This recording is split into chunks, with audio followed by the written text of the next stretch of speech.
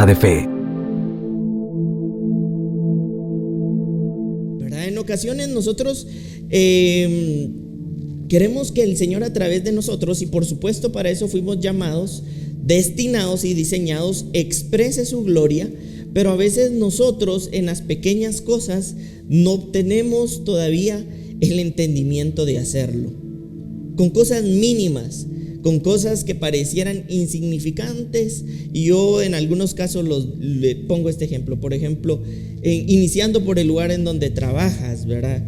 O el lugar en donde vives, o el lugar en donde tú convives, que es contigo mismo, ¿verdad? Entonces, cuando nosotros estamos hablando de un proyecto, estamos hablando de una planificación que está organizada y que está vinculada entre sí para darle vida a una idea o a un diseño. En este caso particular tenemos que hablar del diseño divino, y estamos hablando de los hijos de Dios. Por eso es que nosotros vamos a darnos cuenta también que las Escrituras habla de que somos unas cartas vivas, o somos cartas vivientes, por decirles algo. ¿Por qué? Porque las cartas vivientes es la evidencia de que es una planificación organizada de parte de Dios, que le está dando vida a esa idea o a ese diseño. Por eso las cartas vivientes son la expresión de la planificación o del proyecto divino de Dios. Y ese proyecto o esa planificación divina de Dios, pues somos nosotros como sus cartas vivientes. Es decir, nosotros podemos ver en las Escrituras que ser un proyecto divino no está alejado de lo que Dios espera, de lo que Dios es y de la idea original de Dios sobre su creación y sobre sus hijos. Entonces esto es súper importante lograr dimensionarlo, porque he ahí la gran importancia que nosotros como proyecto divino tenemos. ¿Cómo alguien puede relacionar tu vida con un proyecto celestial, con un proyecto divino, por como tú eres como carta viviente de Dios? Porque es la planificación organizada y vinculada de la idea de Dios a través de tu vida o de mi vida. Por eso es que también tenemos que entender como proyecto un escrito detallado sobre la idea trazada o el objetivo a cumplir. Es decir, una planificación generalmente está escrita. Nadie puede decir que tiene una planificación si no la ha escrito. Yo lo tengo planificado todo en mi mente, pero nadie más lo sabe, nadie más lo entiende, nadie más lo conoce. Por eso es que nosotros vemos las cartas del apóstol Pablo, por eso nosotros encontramos que existe Biblia, por eso nosotros encontramos que existe la Escritura como tal. ¿Por qué? Porque es una planificación detallada del proyecto divino de Dios, pero el Señor no solamente lo dejó escrito en una Biblia, sino además nos creó a nosotros como sus hijos, como esas cartas vivas que pueden dar fe y legalidad de esa planificación divina de Dios. Ahora bien, vamos a ir entendiendo la importancia del para qué de esto. A veces el por qué, yo tengo un dilema con el por qué y el para qué de las cosas, y se las voy a explicar. Creo que generalmente nosotros disfrazamos el porqué de pregunta, pero que en realidad lo que evidencia es un cuestionamiento. Es decir, es una manera de poner en duda algo. Mientras que el para qué, a mi manera de interpretar las cosas, es una forma de querer entender algo. Entonces, en ocasiones nosotros vamos a darnos cuenta que en cualquier etapa de nuestras vidas vamos a avanzar más si increíblemente cambiamos el por qué por el para qué. Y vamos a ver para qué Dios nos hizo como esas cartas vivas. Y vamos a ver lo que dice uno de sus evangelios, Lucas 19:10, porque el Hijo del Hombre vino a buscar y salvar lo que se había perdido. Es decir, nosotros vamos a darnos cuenta que hay alguna versión que también habla de que el Hijo de Dios vino a recuperar Pero además aquí encontramos otras dos palabras: buscar y salvar lo que se había perdido. Es decir, esta palabra perdido en el original también hace referencia a algo que estaba muerto. Es decir, que el Hijo de Dios vino por lo que había muerto de alguna manera. Y lo que había muerto de alguna manera dentro del diseño divino era precisamente ese diseño divino individual dentro de los hijos de Dios.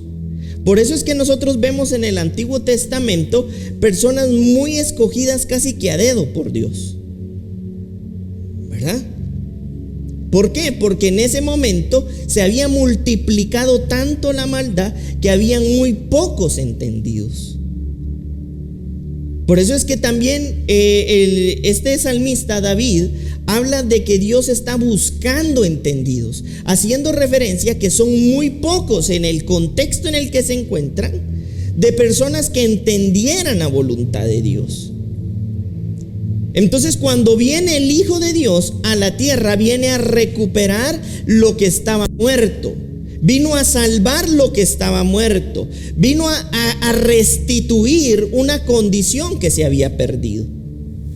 Es decir, de alguna u otra manera debemos darnos cuenta que cuando el Hijo de Dios viene a esta tierra, viene para recuperar el proyecto o la idea del diseño que Dios había planificado y había trazado. Por eso es que nosotros no podemos entender la restauración como un evento único. El proceso restaurador de Dios no es solamente la enseñanza, por ejemplo, que vimos el domingo pasado, sino es el resultado de toda una planificación bien trazada que recupera el diseño de Dios. Y por eso es que el Señor, desde el primer momento en donde por alguna razón se pierde esa parte del entendimiento sobre el proyecto divino que son sus hijos, el Señor ya había trazado desde antes la forma de salvar lo muerto. Es decir, el hecho que tú y yo hoy estemos en este lugar y estemos escuchando esta enseñanza es resultado de que el Señor nos sacó de una condición muerta a una condición de vida, como proyecto de Dios que el Padre ha tenido como idea para recuperar y establecer el diseño de vida. En otras palabras, nosotros tenemos que lograr dimensionar que tú como yo somos un proyecto celestial, somos un proyecto de los cielos que no ha terminado de ser perfeccionado. Es decir, esto nos puede llevar toda la vida. Es un proyecto ¿de qué? De vida. Por eso es que Jesús hablaba de que Él venía a darnos una vida zoé, una vida abundante, una vida eterna, una vida que no termina con tu propia vida.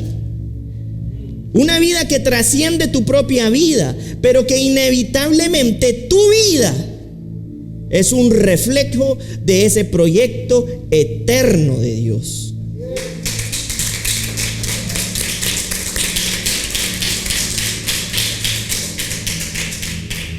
Por eso es que en la Escritura habla de que con Él morimos todos, pero también con Él resucitamos. ¿Por qué? Porque Él recuperó lo que estaba muerto. Nosotros no teníamos habilidad, capacidad alguna de darnos vida a sí mismos. No teníamos capacidad alguna de resucitarnos. Es más, tú te vas a dar cuenta que cuando a alguien le hace los primeros auxilios, lo realiza alguien más, porque esa persona está en la incapacidad de hacérselo a sí mismo. Pues me voy a revivir. No es posible. Requería necesariamente la intervención de aquel que puede resucitar lo muerto. Y a eso vino Jesús, a recuperar un proyecto que estaba quedando sin vida. un proyecto que no se había recuperado. Por eso es que vemos a Jesús que en su venida a la tierra establece, y lo vamos a ir entendiendo y viendo, una serie de instituciones. No solamente nosotros, por eso nosotros como institución tenemos que lograr ver eso. Una institución es una organización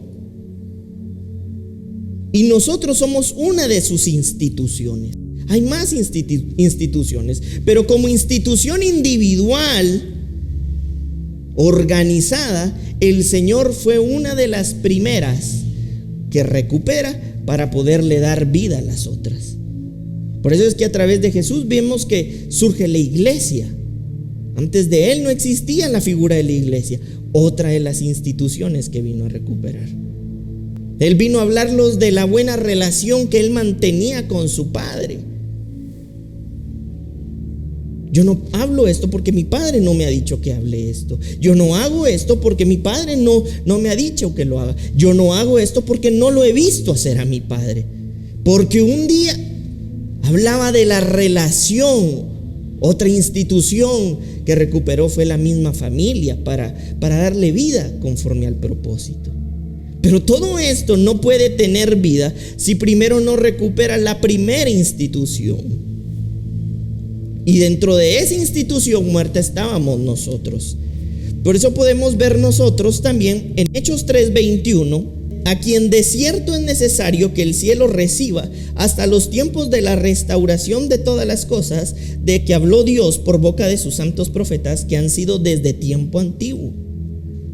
Es decir, aquí ya habla de una palabra clave y es la restauración. Y tenemos que entender restauración como una restitución, un restablecimiento, algo que es reconstituido. Algo que es reconstituido nos está hablando a nosotros de una nueva constitución. Por eso es que nosotros, tan fácil como poder abrir una Biblia y ver que lo dividieron en un Antiguo Testamento y en un Nuevo Testamento, porque el Nuevo Testamento hace referencia a la nueva constitución que fue recuperada. Y la nueva constitución establecía nuevos parámetros legales. Tu vida y mi vida estaba siendo restablecida a la idea original de Dios, a la planificación que el Padre tenía sobre sus hijos. Por eso es que simple y sencillamente nosotros también lo podemos ver en el área legal, en la ciudadanía, en la sociedad en donde nosotros vivamos, que cuando entra una ley en vigencia, automáticamente deroga la antigua. Y la idea de que exista una nueva es que mejore lo antiguo. Por eso es que vemos aquí claramente que la Escritura está hablando que era necesario que el cielo lo retuviera para que hubiera una nueva reconstitución, un nuevo restablecimiento, una nueva restauración, o que existiera esa restauración donde nosotros fuéramos constituidos legalmente en un Nuevo Testamento y en una nueva manera de vivir. Por eso esto es verdaderamente maravilloso y poderoso, porque inevitablemente nos está hablando a nosotros que fuimos establecidos en un testamento nuevo, en un testamento regenerado y en un testamento renovado, vigente y presente para poder ser restaurados a la condición de la idea divina de Dios. Es decir, Jesús vino para habilitar todas las formas en las que tú y yo pudiéramos avanzar. Tú y yo pudiéramos desarrollarnos y tú y yo pudiéramos de alguna manera poder abrir los ojos a esa nueva constitución del cielo, escrita y plasmada en la tierra. Y en ocasiones cuando leemos solo este versículo, como lo leemos en Nuevo Testamento o en el Segundo Testamento, ya no en el Primer Testamento, pensamos de que todavía estamos esperando esa reconstitución de lo divino, esa restauración de esa planificación que le da vida a esa idea original. Pero podemos ver, por ejemplo, En el versículo 18 de ese mismo Hechos 3:18, lo siguiente. Dice esto: pero Dios ha cumplido así lo que antes había anunciado por boca de todos sus profetas, que su Cristo había de padecer. Vamos a ver el versículo 19. Dice: así que arrepentíos y convertíos. Esto nosotros lo veíamos la semana pasada. Para que sean borrados vuestros pecados, para que vengan de la presencia del Señor tiempos de refrigerio. Y en el versículo 20 dice: y Él envía a Jesucristo, que os fue antes anunciado. Y después dice: a quien es necesario que el cielo retenga. Porque este versículo hace referencia a la todavía no venida de la venida de Jesús. Es decir, en otras palabras, en este tiempo en el que vivimos, Jesús ya vino, ya reconstituyó, ya restauró, ya restableció el proyecto divino. Y podemos ver algo que a mí me parece maravilloso. Yo se los decía la semana anterior a esta. Cuando la Escritura habla de borrar los pecados, es una atribución directa que tiene una autoridad. Una autoridad como la de un juez o un rey, que tiene la potestad o la autoridad de revocar una condena, de revocar una condición. Y por eso es que luego y posteriormente a esto habla de que entonces, al vivir esta experiencia en nuestros corazones y en nuestros pensamientos, vendrán tiempos de refrigerio o de reposo en la presencia de Dios, porque inevitablemente ese reposo es esa representación de ese gobierno de Dios establecido en nuestros corazones, del que habla también este versículo 21, en donde nos dice que eso es uno de los beneficios que nosotros tenemos de haber sido reconstituidos a la nueva constitución del cielo establecida en esta tierra por Jesucristo. Por eso es que nosotros estamos en un tiempo maravilloso y glorioso, donde debemos experimentar el poder del desarrollo y del avance. Porque en Jesús fueron establecidas todas las maneras posibles para que eso sea posible. Por eso veíamos que nos ha dado su poder para poderlo desarrollar. Y vemos en este versículo 15 hay algo que a mí me parece muy hermoso, y parte de lo que yo les decía, que está vinculado con la enseñanza anterior. Y dice: y matasteis al autor de la vida, a quien Dios ha resucitado de los muertos, de lo cual nosotros somos testigos. ¿Y por qué me parece maravilloso esto? Porque posteriormente a esto estamos viendo que acontecen un sinfín de acontecimientos, donde los apóstoles establecen otra de sus grandes instituciones divinas, que es la iglesia. Y aquí claramente se está diciendo que estas personas habían sido testigos. Y ahora ya tenemos un poquito más de claridad cuando esto se dice. Testigo es aquella persona que ha estado presente en la experiencia de la que testifica. No es alguien que yo te cuento que alguien me dijo, que alguien lo sabe. Eso no es testigo de nada. Eso es chismología en ciencias y letras, ¿verdad? Pero en realidad no es un testigo. Yo puedo decir: mira, yo soy testigo porque alguien me contó, que alguien le dijo que estuvo cuando levantó aquel edificio. Yo no soy testigo de nada. Como con mucho amor le decimos aquí en Guatemala, cuentero soy. Porque en realidad, para ser un testigo, como dice la Escritura, debemos estar presentes, o estuvimos presentes en la experiencia vivida de la que podemos testificar, de que estuvimos, de que la tuvimos, de que la vivimos. Es decir, por alguna razón maravillosa, para el Señor darle vida a su proyecto, a su idea original, estableció un sinfín de formas y de maneras que nos podría llevar toda una vida para que nosotros podamos redescubrirla, verla y conocerla, pero hoy tenemos la bendita gracia y la bendita oportunidad de empezar a verla.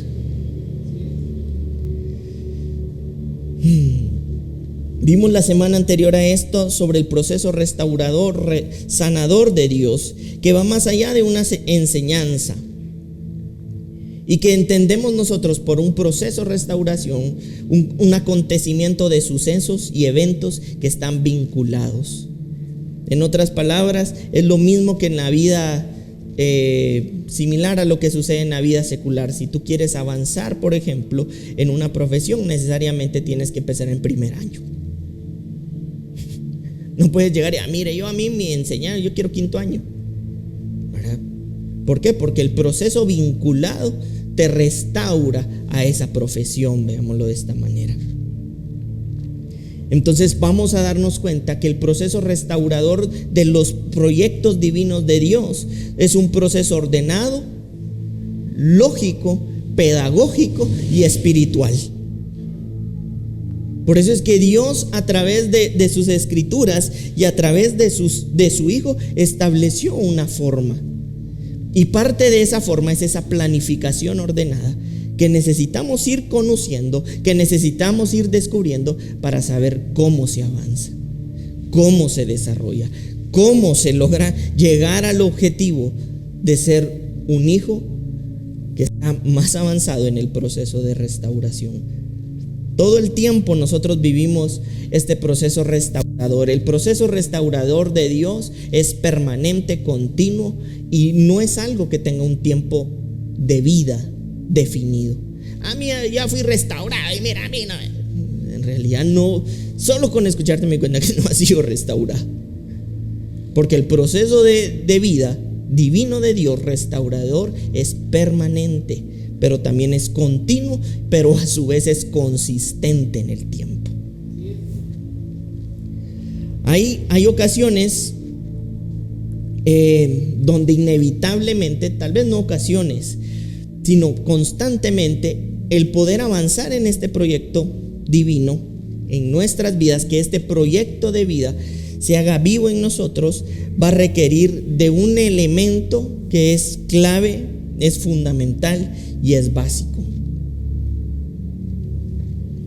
Y este principio fundamental de vida es la renovación o la regeneración, para ser de alguna u otra manera constantemente restaurado, restablecido y restituido en Dios.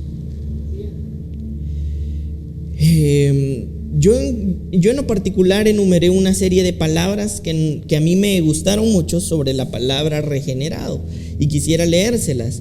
Regenerar también se puede entender como recuperar, lo que veíamos en Lucas; restablecer, lo que veíamos en Hechos; reeducar, redimir, rejuvenecer, reponer, rehabilitar y reconstruir.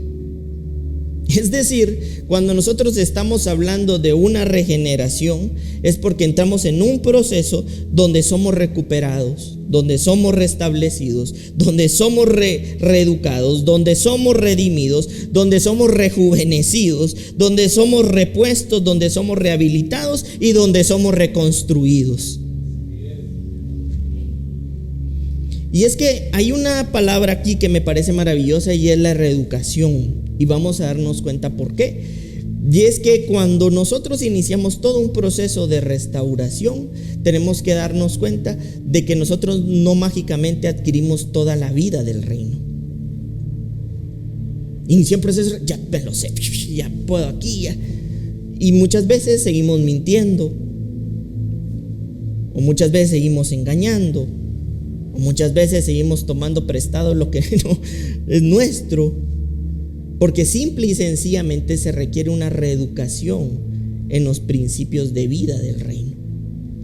Por eso la restauración es un proceso total en donde nosotros somos restablecidos, donde nosotros somos recuperados, donde nosotros somos reeducados, donde nosotros somos redimidos, donde nosotros somos rejuvenecidos, donde nosotros somos repuestos, donde somos rehabilitados y donde somos reconstruidos. Es decir, que cuando hablamos de regeneración, no solamente estamos hablando de una cosa independiente que suena bonito y decir yo ya fui regenerado, cuando permanezco en ese constante o en esa constante recuperación, en esa constante restablecimiento, en esa constante reeducación.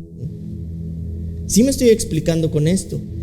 Es decir, en la nueva vida dentro del proyecto divino requiere de una serie de acontecimientos importantes para irnos formando, redimiendo, restableciendo, reeducando, recuperando, reponiendo, rehabilitando y reconstruyendo. Y esta es una palabra que todos y cada uno de nosotros debemos tener muy presente. Y es de que nosotros como proyecto divino somos un proyecto que está siendo reconstruido permanentemente. Yo me asusté.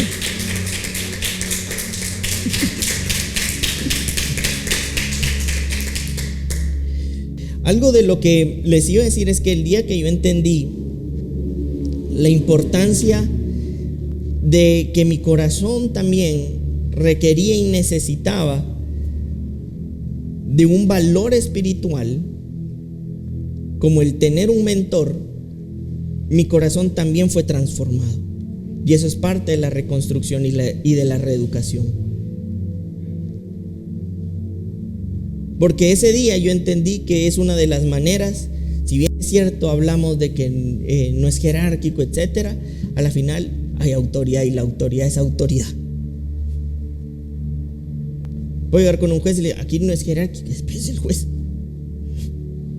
Voy a llegar con un juez, aquí no es jerárquico, soy humano igual, pero es autoridad. ¿Sí me estoy explicando? Eso me permitió a mí entender que esta figura el Señor también la estableció para poder mantener nuestro corazón sencillo y humilde, que es una de las bases esenciales del avance del reino.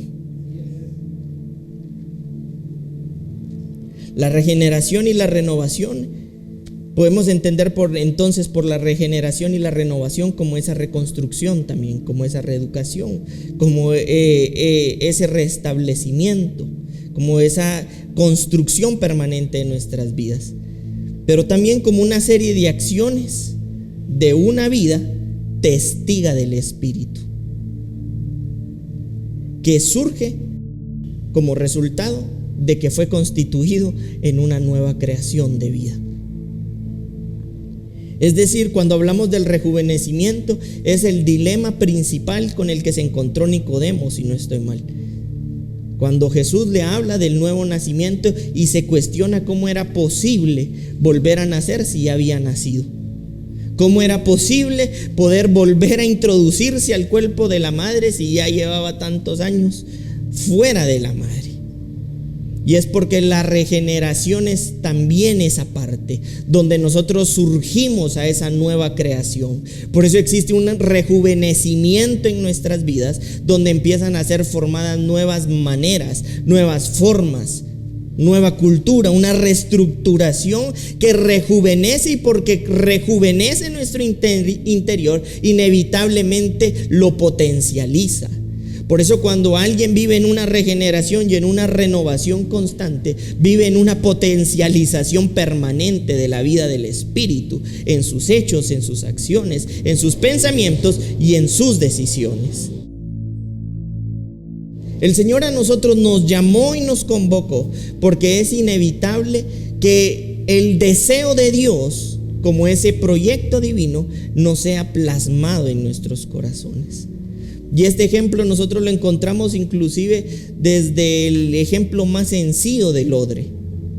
El odre es una bolsa, llamémosle así, de piel, que si no está regenerado, que si no está renovado, tú puedes colocar el mejor vino que igual lo rompe y se pierde. Pero si tú a esa misma bolsa de piel la colocas dentro de ese mismo vino, previo a ponerle vino, esa bolsa de cuero es regenerada, es renovada, es reconstruida, es rehabilitada para su uso. Y entonces todo el vino que tú pongas dentro de esa bolsa no se va a perder. Por eso es que esta figura en las escrituras es importante para enseñarnos este principio. El de ser reconstruidos, el de ser rehabilitados. Y esa figura, como el del odre, es nuestra vida sumergida en una vida constante del Espíritu, previo a recibir el vino que va a rebalsar nuestra copa. Nosotros somos como una copa que en la medida en la que somos llenados de esa experiencia de Cristo, más rebalsamos y más comen de ella. Por eso el proceso de recuperación, y lo vemos nosotros, y el proceso de restauración y el proceso restaurador de Dios, lo vemos en la vida de los apóstoles. En la vida de los apóstoles se ve todo ese proceso de recuperación y todo ese proceso de restablecimiento, donde siendo odres viejos no podían recibir odre nuevo, pero en la reeducación y en la regeneración del Espíritu, ellos fueron potencializados hacia una función de la edificación. ¿Por qué? Porque primero, antes que todo, en sus corazones surgió el ser testigos. ¿Y por qué fueron testigos? Por el simple hecho de que habían experimentado la vida del Espíritu Santo y el revestimiento de esa unción en sus corazones y en sus pensamientos. Vamos a ver lo que dice 2 Corintios 5:17.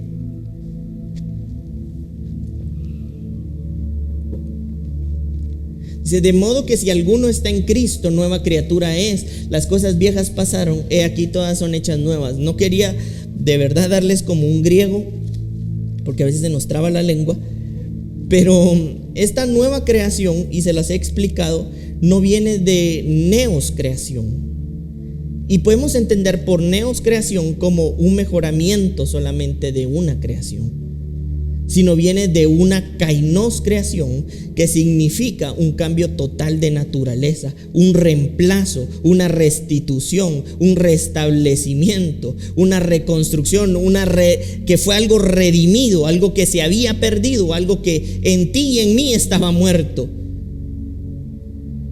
pero que como nuevas criaturas experimentamos ahora una nueva dimensión de una nueva naturaleza que inevitablemente repercute en el mejoramiento de la vieja naturaleza. Es decir, cuando lo nuevo surge, inevitablemente repercute en lo viejo. Pero nosotros no podemos intentar que mejorando solo lo viejo repercuta en la nueva naturaleza. Porque la fuente de toda restauración y de toda vida surge del lugar que lo produce. Y ese lugar que produce es la figura de ese vino donde es sumergido ese odre. Y ese odre, como nuestras vidas, tiene necesariamente que ser sumergido en ese vino que es el del Espíritu Santo en nuestras vidas y en nuestros corazones. Es decir, el proceso regenerativo en nuestras vidas y restablecidos en una nueva creación es el resultado de que nuestro corazón y nuestros pensamientos empezaron a estar sumergidos en un nuevo vino. Y ese nuevo vino entonces empieza a producir lo que ese vino nuevo es. Y lo que ese vino nuevo es que se introduce y se impregna tanto en nuestras vidas que empieza a alterar la consistencia de lo que somos. Porque es una naturaleza súper desarrollada o supradesarrollada, y es una naturaleza que inevitablemente va a reproducir el fruto de lo que contiene. Es decir, nosotros fuimos restaurados o hemos iniciado el proceso de restauración porque la idea original de Dios a través de su Espíritu Santo es reconstituirnos en una nueva naturaleza que tenga la capacidad de inevitablemente en todo lo que es y en todo lo que hace representar la naturaleza a través del fruto que esta vida produce. Por eso es que la regeneración como esa reconstrucción y esa reeducación inevitablemente ahora va a requerir ser nutrida a través de una nueva cultura, de nuevos nutrientes, de nuevas formas, de nuevas maneras. Tú y yo fuimos escogidos, llamados y destinados por amor y por gracia por Dios para ser recuperados de lo muerto a una naturaleza viva, como parte de ese proyecto celestial que Dios desde antes de la fundación del mundo había visto, pensado, planificado, escrito, y que como resultado de eso, tú entonces empiezas a hacer ese proyecto visible, como esa planificación en donde Dios hace notorio o notoria su diseño. Por eso es que ninguno de nosotros somos el resultado de un fracaso o de un error. Por eso la nueva creación pone nuevos pensamientos para formar una nueva mente. Pone nueva naturaleza para que su fruto inunde y rebase la copa y seamos como ese árbol frondoso que inclusive extiende sus ramas. Pero no solamente se queda en eso, sino también nos da un nuevo corazón, para que ahora nuestros pensamientos puedan ser pensamientos de vida, puedan ser pensamientos de reino, puedan ser pensamientos de avance, puedan ser pensamientos de edificación. Y por eso es que en este acompañamiento restaurador de Dios, lo primero que acontece, como lo vimos la semana anterior a esta, es de que el mismo Espíritu nos hace testigos. Y somos testigos porque podemos testificar de la obra del Espíritu en nuestros corazones. Por eso es que ahora no solamente tenemos las ganas y la fuerza de voluntad que se requiere y se necesita, sino estamos acompañados de una fuerza celestial, de un poder dunamis, dinamita, que testifica que la planificación divina celestial, escrita de Dios y ordenada de su diseño, se hace visible a través de nuestras vidas.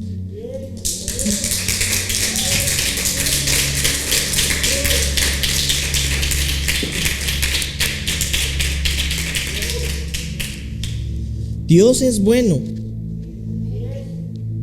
Tú no eres el resultado de accidentes, ni del Big Bang, ni de la evolución, ni de conspiraciones, ni de filosofías, ni ideas, ni por muy brillantes que sean de alguien, tendencias humanistas, filosóficas, evolucionistas, materialistas, posmodernas, humanistas. Tú eres el resultado de una planificación bien escrita desde antes de la fundación del mundo para darle vida al proyecto divino y celestial de Dios, en donde tú eres convertido como un modelo, una referencia en Cristo, como esa carta que evidencia los planes del cielo en esta tierra.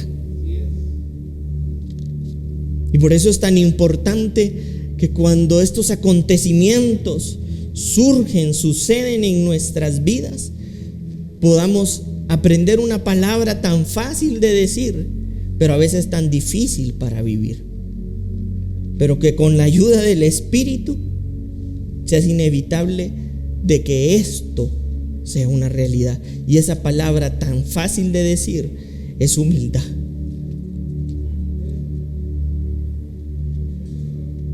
Porque ahora nosotros somos una carta para Dios, somos un proyecto para Dios. Pero es inevitable de que en todas las áreas de tu vida, y yo profetizo en el nombre de Cristo que va a haber un avance poderoso sobre todas las áreas de tu vida, como esa carta viva, bien planificada de Dios, porque tu testimonio presente, futuro y pasado es Cristo.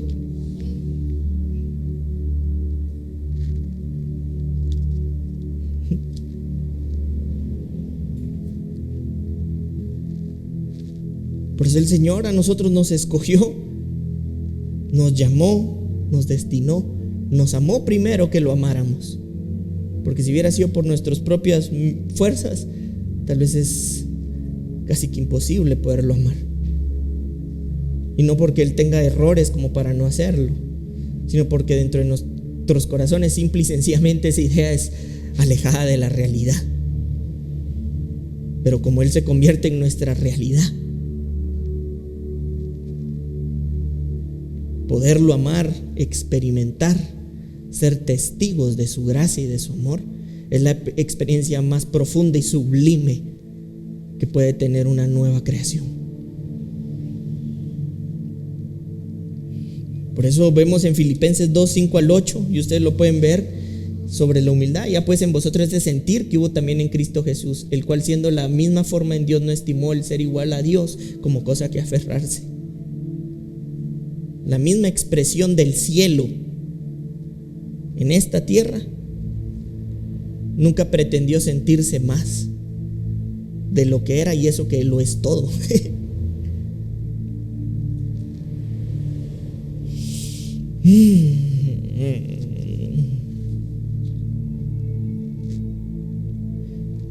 Hay toda una nueva estructura. Voy a dar 6 puntos donde estas nuestras vidas como proyecto de vida debe ser regenerado, renovado, pero no son todos.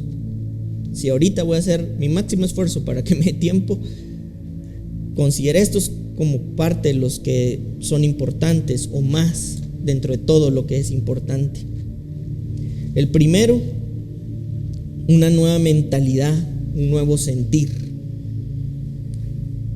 Por eso dice la escritura aquí en Filipenses 2, que nos habla y nos enseña sobre la humildad de Cristo, que ese sentir como el de Cristo debería surgir y debería ser parte de nuestra vida.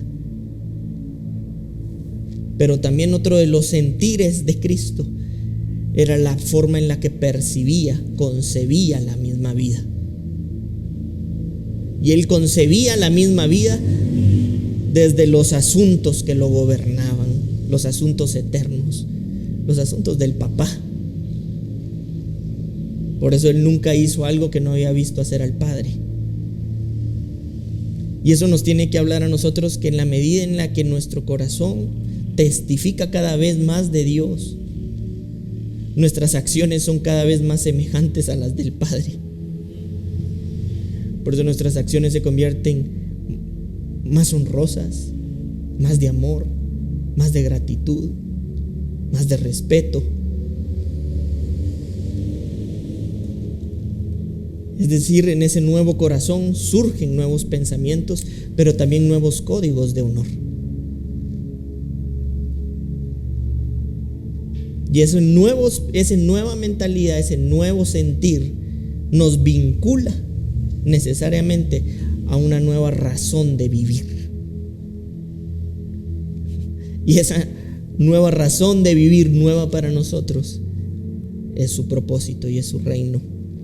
Por eso 1 Corintios 2:14 dice lo siguiente: pero el hombre natural no percibe las cosas que son del Espíritu de Dios, porque para él son locura, y no las puede entender porque se han de discernir espiritualmente.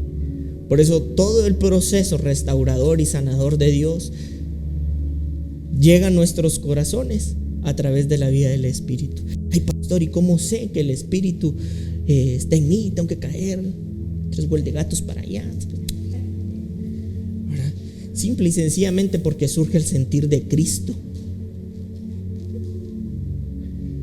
La Biblia, la Escritura dice que Él pone el querer como el hacer.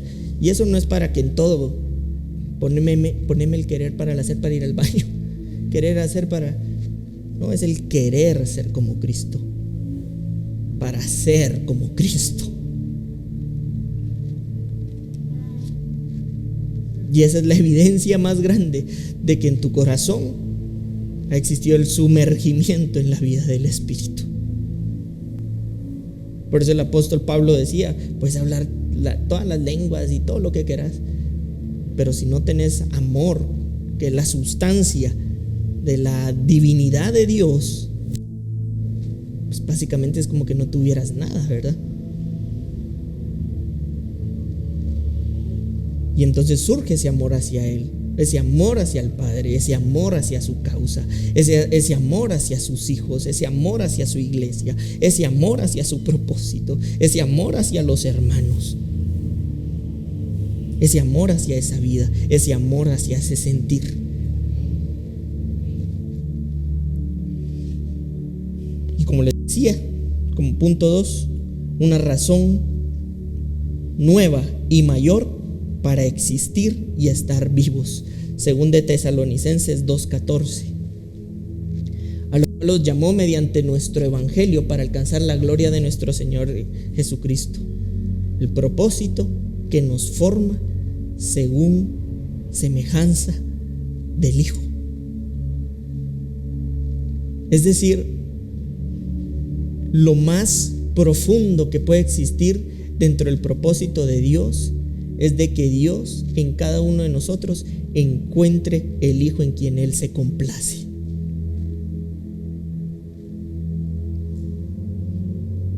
Por eso hay una nueva razón y mayor y superior para existir y estar vivos. Por eso es que Pablo, el apóstol Pablo, llega un momento donde dice: yo sé que es tener, no tener, y estar aquí, pero ¿quién me puede separar de Cristo? Y cuando hablaba de la muerte decía: y la muerte para mí es ganancia, porque lo vivo en Cristo. Es decir, eso es maravilloso, porque cuando llega ese momento, llegamos a esa experiencia, te das cuenta que no hay nada más grande y supremo que la experiencia de vivirlo a Él y vivir por su causa. Es un proceso en el que nos vamos desarrollando. 3, un punto importante, siempre lo menciono: nuestras relaciones humanas. Nosotros desde lo antiguo lo podemos ver, relaciones de vida y de propósito. Un ejemplo, Mardoqueo y Esther, ¿verdad? Casi no la menciono, pero no porque se me olvide, ¿verdad? Ahí está, ¿verdad? Esa Esther como figura de su iglesia, y ese Mardoqueo como discípulo, figura de un mentor de Cristo mismo, el maestro. ¿Y cuál fue la figura de esa mujer para ese tiempo? Libertar a toda una nación, permanecer firme como un baluarte de la verdad, a pesar de la confrontación, jamás abandonó. Porque nosotros como iglesia, y tal vez a veces no se considera esto, pero somos una de las, si no es que deberíamos ser la obra social más relevante de una sociedad, porque contribuimos a la formación de líderes que expresan y manifiestan el sentir y la vida en Cristo.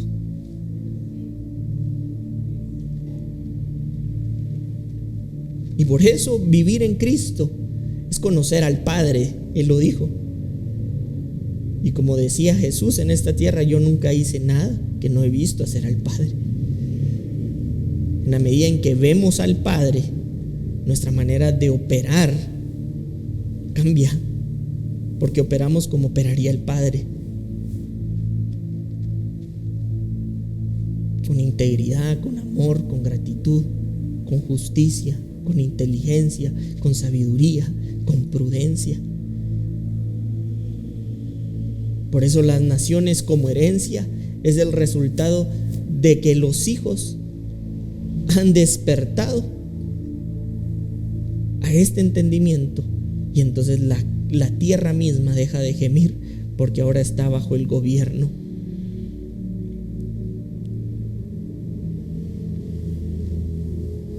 de los proyectos restaurados divinos de Dios. Sus hijos como instituciones, como primera institución divina del cielo en esta tierra. Elías y Eliseo, que lo menciono mucho.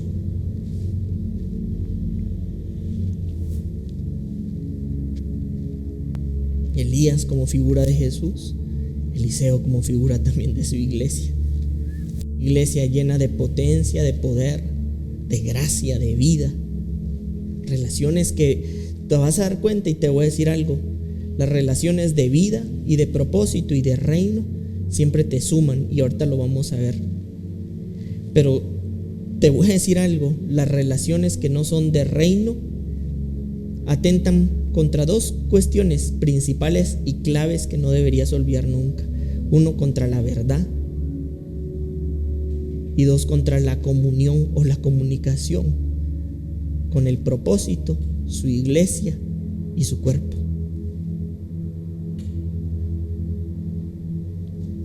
A lo largo de la historia, cuando se ha querido destruir algo, lo primero que se destruye es la verdad. Porque destruyendo la verdad, pareciera que ahora hay formas para avanzar. Por eso es que dice la Escritura que nosotros fuimos establecidos como esos baluartes de la tierra, si es nuestra herencia, como sus hijos. Vamos a ver lo que dice en este tema de las relaciones, lo que dice 2 Timoteo 3:17. Y dice: a fin que el hombre de Dios sea perfecto, enteramente preparado para toda buena obra. Aquí la palabra toda buena obra significa, en este contexto, sí, por supuesto, tener buenas obras, ¿verdad? Llenas de honor, de honra, de ese código, de esos códigos de nuestro corazón. Pero también en este contexto significa completar, equipar completamente amueblar, cumplir, terminar a tiempo, y en sentido figurado, para equipar plenamente a un maestro.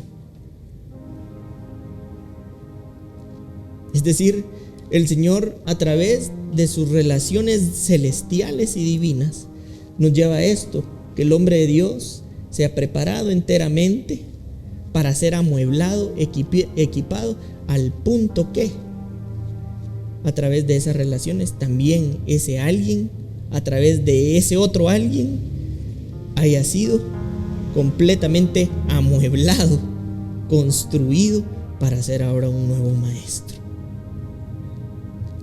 Las relaciones del reino nunca te van a restar, aunque probablemente hayan cosas que no te van a gustar.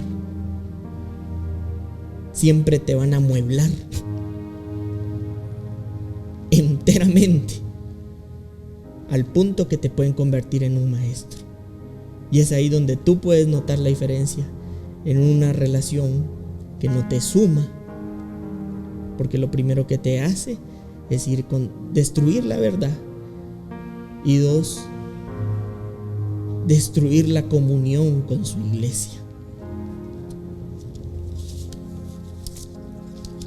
4, ya voy avanzando: reconocer el lugar de crecimiento. Dios es un Dios de competencia y de jurisdicciones divinas. Sí, es un Dios de competencia y jurisdicciones divinas. Y les pongo un ejemplo. Por eso Marcos fue dirigido a los romanos y presentó a Jesús como un conquistador, al Cristo conquistador. Por eso Lucas, su evangelio es tan rico, porque fue dirigido a los griegos, gente muy educada, gente muy inteligente, llenos de sus filosofías, pero gente muy avanzada para su tiempo. Juan fue dirigido a los judíos, por eso lo presentó como el Mesías.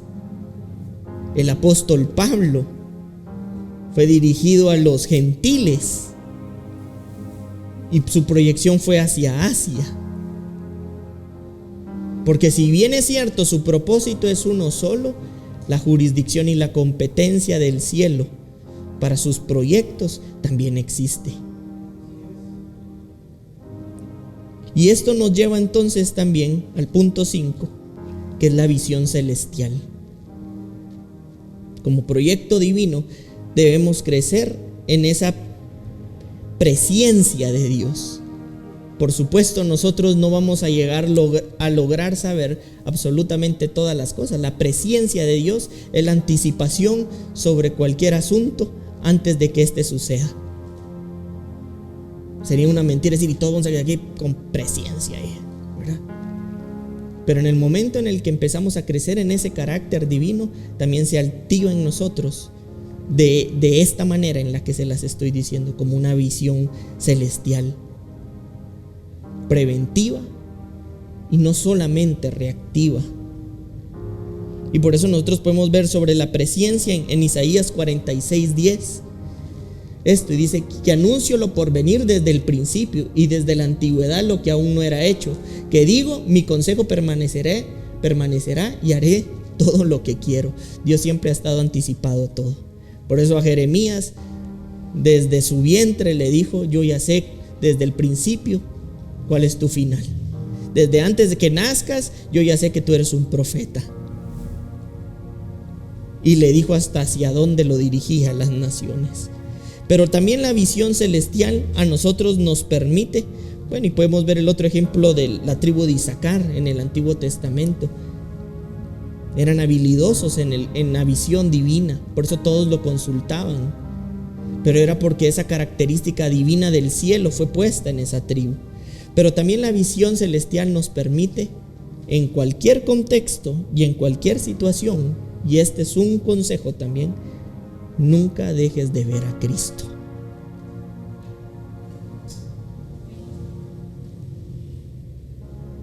Llueve, truene, como decía el apóstol Pablo, pobreza, riqueza, dolor, felicidad, amor, traición, bondad, engaño, cualquier contexto, nunca dejes de ver a Cristo.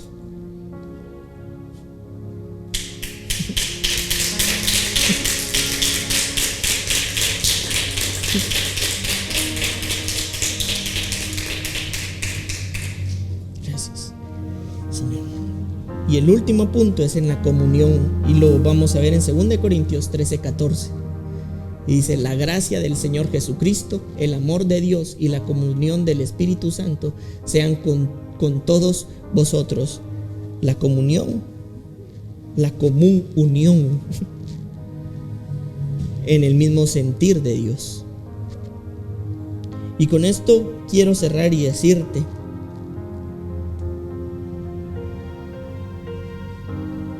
cuando nosotros empezamos a ser llenados de esta visión celestial, también a través de esta visión celestial, yo de verdad te invito a que todos los días hagas un tiempo, un momento para poder leer tus escrituras, porque las escrituras es la constitución del cielo, y cuando tu visión celestial ya ha sido trasladada, te vas a dar cuenta que en cualquier contexto tú vas a permanecer siempre viendo a Cristo.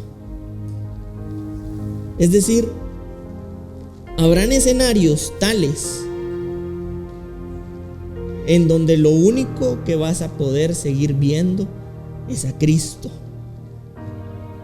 Y cuando tú aprendes a ver a Cristo, no hay nada, no hay absolutamente nada ni nadie que pueda seguirte a detener, que te pueda hacer detenerte como ese proyecto divino.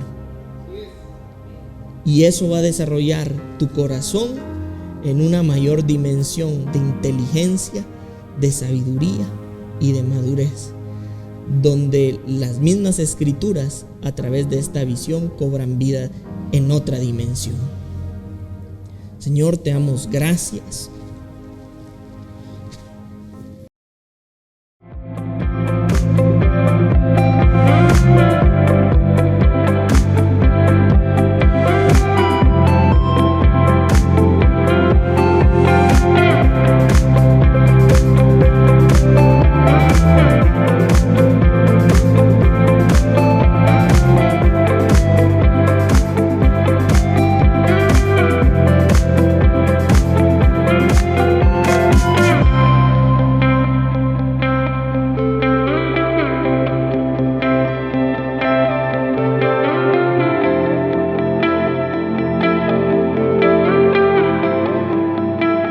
Casa de Fe.